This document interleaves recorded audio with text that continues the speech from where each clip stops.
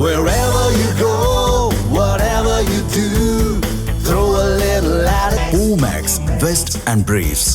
இதுல எனக்கு ரொம்ப வருத்தம் என்னன்னா, ஒரு 4:45 மணிக்குள்ள ரீச் ஆகலாம். அந்த வேலுச்சாமிபுரம்ங்கிற கரூர்ல ரீச் ஆகும் போதுக்கு முன்னால ஒரு 1.5 மணி நேரத்துக்கு காலதாமதப்படுத்துறாங்க. 1.5 மணி நேரம் புஷி ஆனந்த் அவர்களும் விஜய் அவர்களும் ஆதவ அர்ஜுன் இவங்க எல்லாம் இணைஞ்சு வெயிட் பண்ணி காலத்தை என்ன செய்யறாங்க, கடத்திக்கிட்டே இருக்கிறாங்க. அவரை தொடர்ந்து பேச அவருக்கு பின்பகுதியிலிருந்து கீழே விழ ஒரு தள்ளுமுள்ளு வர செருப்படுத்து வீசுறதெல்லாம் வீடியோவில் காட்டிய ஒரு தலைவர்னா மனதில் என்ன இருக்கணும், நெஞ்சு உறுதியும் இருக்கணும், ஈவு இருக்கணும், இறக்கம் இருக்கணும். அவங்களுடைய நோக்கம் ஒரே நோக்கம்தான், இருட்டுக்கு போகணும், அவங்களே ஜெனரேட்டரில் லைட்டை போடணும், அதை அப்படியே அவங்களே ஆஃப் பண்ணணும், குற்றச்சாட்டை பழியே இன்னொரு மேலே போடணும்னு போனாங்க. அது நடக்கலை, பேக் ஃபயர் ஆயிடுச்சு. இதுவரை சினிமாவில் நடிச்சிருக்காரு, இப்போ அரசியலில் நடிக்கிறதுக்கு ஒரு தடவை ஒப்பந்தம் போட்டு அமித்ஷாட்ட அந்த ஒப்பந்தப்படி நடிச்சுட்டு இருக்கிறாரு. அதில் உள்ள நன்மை தீமை யார் தான் பார்த்துக்கிட்டோம், ஆரம்பிக்க சொன்னவர் தான் பார்த்துக்கணும். அதுக்கு தான் டெல்லிக்கு போகிறாங்க, அங்கே போகிறாங்க, பரபரப்பாக இருக்காங்க, அவ்வளோதான். யாருக்கும் வெறுப்பு கிடையாது இந்த அரசுக்கு, முதலமைச்சருக்கு. யாரு தவறு பண்ணாலும் யாரும் தப்ப முடியாதுன்னு தெரிஞ்சு வச்சிருங்க. கரூரில் விஜய் பிரச்சாரத்தில் நெரிசல் ஏற்பட்டு 41 பேர் இறந்த சம்பவம் நாட்டையே உலுக்கியது. இந்த விவகாரத்தில் விஜய் மற்றும் தவேக நிர்வாகிகளின் செயல்பாடுகளை ஐகோர்ட் கடுமையாக கண்டித்தது.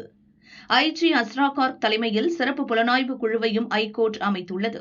ஐகோர்ட் உத்தரவை தொடர்ந்து கரூர் நெரிசல் வழக்கில் விஜய் பெயரை சேர்க்கவும் கைது நடவடிக்கை எடுக்கவும் அரசு முடிவு செய்துள்ளதாக கூறப்படுகிறது. அதை சபாநாயகர் அப்பாவு உறுதிப்படுத்தும் விதமாக கருத்து தெரிவித்துள்ளார்.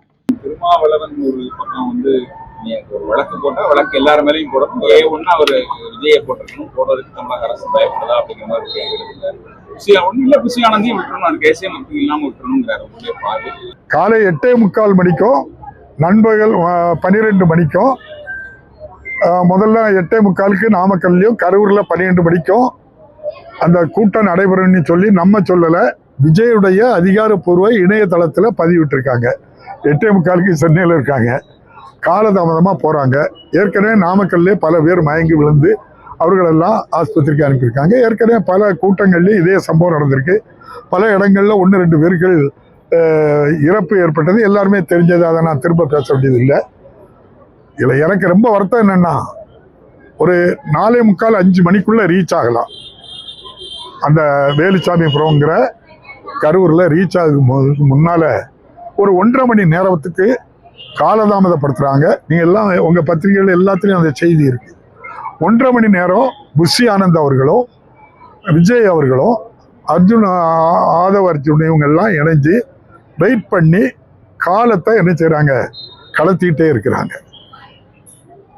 மத்தியானம் 12 மணிக்கு நடத்துறதுக்கு அவங்க என்ன லைட் போடுறாங்க, ஜெனரேட்டர் வைக்கிறாங்க. என்ன நோக்கத்துக்காக இதெல்லாம் பண்ணுறாங்கன்னு தெரியல. இருட்டின பிறகுதான் போகணும் அப்படின்னு சொல்லி 7 மணிக்கு பிறகுதான் அங்கே போய் சேர்ந்தாங்க. 7 மணி நேரம் காலதாமதம். 7 மணிக்கு போகிறாங்க. 7 நிமிஷம் ஷூட்டிங் நடக்குது. அந்த ஷூட்டிங்கில் அந்த வீடியோ கிடைச்ச உடனே போதும்னு நினைக்காங்க. 5வது நிமிஷத்துலேயே மயங்கி முன்னுக்கு கொடுத்தாங்க. விஜய்க்கு தெரியுது. உடனே ஆம்புலன்ஸை வர சொல்லி விஜய் சொல்கிறது வீடியோவில் தெரியுது. அவங்க ஒரு பரபரப்பு ஏற்படுது. ஒரு நல்ல அரசியல் தலைவர்னா உடனே நிப்பாட்டி பாதிக்கப்பட்டவங்களை அவங்களுக்கு தேவையான உதவியை அனுப்பி பேச்சை நிப்பாட்டி மைக்கில் என்ன சொல்லணும்னா, மயங்கி விழுந்திருக்காங்க, யாரெல்லாம் மயங்கி விழுந்திருக்கீங்களோ ஆம்புலன்ஸ் வர்றதுக்கு வழி விடுங்கன்னு சொல்லி முதல் ஆம்புலன்ஸு தமாக கொடி கட்டிய ஆம்புலன்ஸு, அவரோடு வந்த ஆம்புலன்ஸு அதை அனுப்பி அந்த அந்த சிச்சுவேஷனை ஹேண்டில் பண்ணியிருந்தா இந்த இறப்பு நடந்திருக்காது. அவரை தொடர்ந்து பேச அவருக்கு பின்பகுதியிலிருந்து கீழே விழ ஒரு தள்ளுமுள்ளு வர செருப்படுத்து வீசுறதெல்லாம் வீடியோவில் காட்டிய நான் இன்னைக்கு பல வீடியோக்களில் நான் பார்க்குறேன்.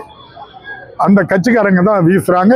எங்கேருந்து அது வருதுன்னா, பாதிக்கப்பட்டவங்க தடுமாடி கீழே விழுந்தவங்க, அவங்களுக்கு என்ன தேவை, அவங்களுக்கு உதவி தேவை, முதலுதவி தேவை, மருத்துவ உதவி தேவை, தண்ணி தேவை. அதாவது நம்முடைய தம்பி விஜய் அவர்கள் எதை தூக்கி வீசாங்க, தண்ணி இல்லை, அங்கே ஒரு இடத்துக்கும் தண்ணி கொடுக்கல. இப்போ காலதாமதமாக வருவது இயற்கை. உடனே என்ன செய்வாங்கன்னா, லேட் ஆகும், தண்ணி கொடு, பிஸ்கட் கொடு, டீ கொடு, சாப்பாடு கொடுன்னு கமெண்ட் பண்ணுவாங்க. இது எதுவும் இல்லாமல் காலதாமதம் படுத்தி ஒரு நெருக்கடி எப்படி உருவாகுது உங்க எல்லாத்துக்கும் தெரிஞ்ச நெருக்கடி தான்.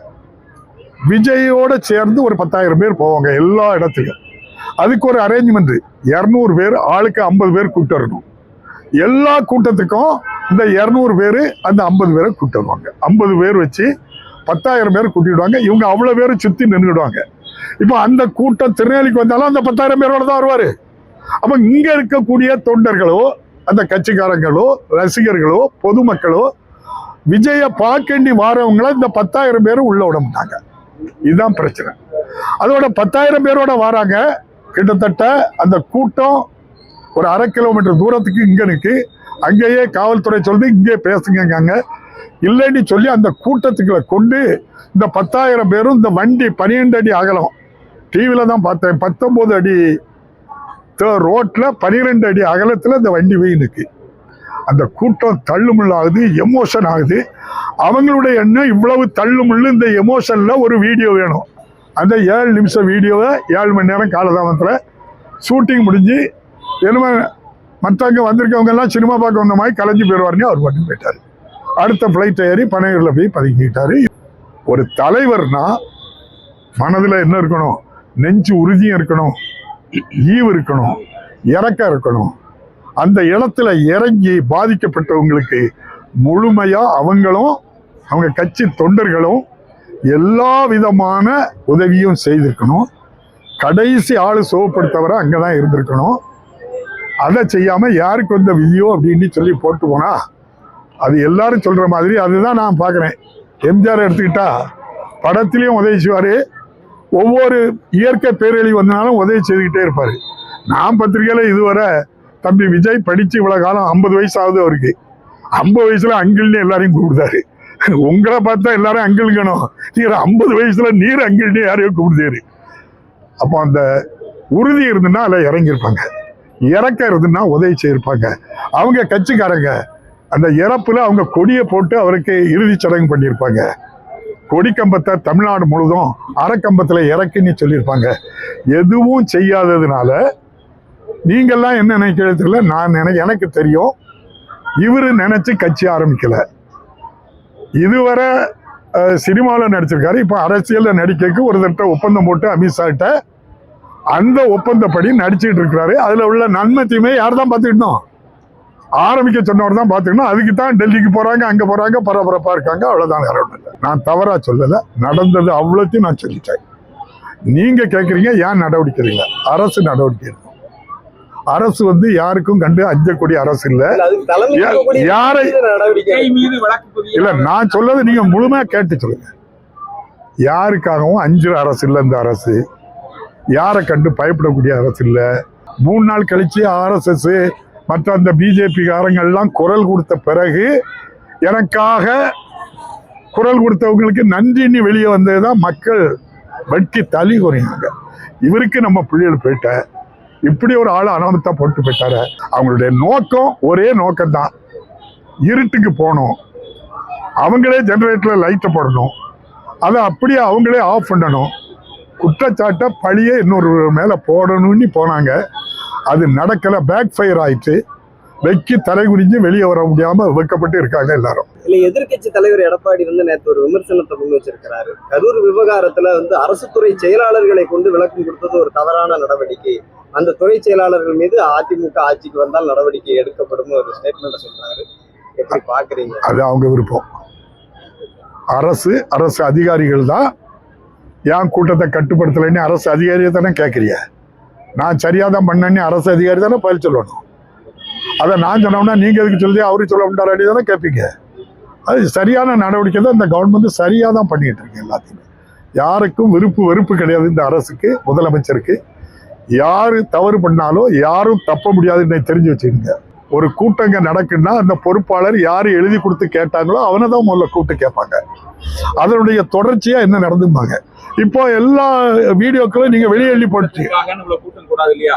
சிறப்பு விருந்தினர் விஜய் வந்ததுனாலதான் இவ்வளவு பெரிய கூட்டம். அப்படிங்கும்போது பிரச்சனை அவரால் தானே, அவர் மேல நடவடிக்கை எடுக்கணும். அதான் நியாயம் இல்லையா? அவரு காலதாமதமா வந்திருக்காரு. அவரு புஷி இல்ல